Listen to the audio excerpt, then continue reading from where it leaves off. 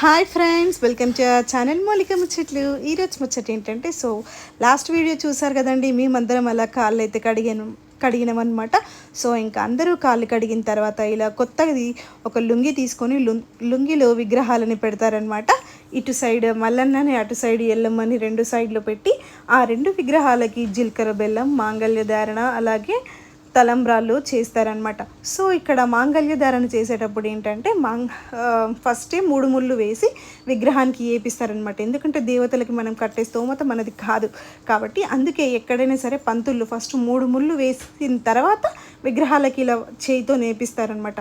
So ఇంకా అలా కళ్యాణం అయిపోయిన తర్వాత దేవుడి యొక్క విగ్రహాలని మళ్ళీ పటంలో పెట్టి పసుపు బండారి వేసిన తర్వాత ఫస్ట్ మల్లన్నకి సూర్యబోనం తీసుకెళ్తారు.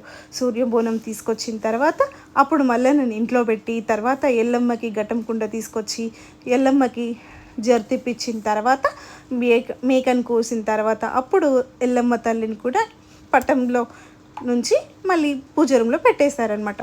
సో అలా మొత్తానికి కళ్యాణం అయితే అయిపోయిందనమాట. సో ఇదేంటి రచముచ్చట.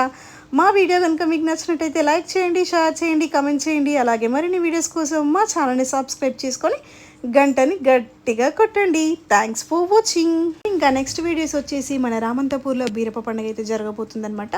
సో ఈ బీరప్ప పండుగలో 10 రోజులు మేము ఎలా సెలబ్రేట్ చేసుకుంటాము, ఏమేమి కార్యక్రమాలు ప్రతి ఒక్కటి నెక్స్ట్ వీడియోలో చూడొచ్చు. And thanks for watching. Subscribe.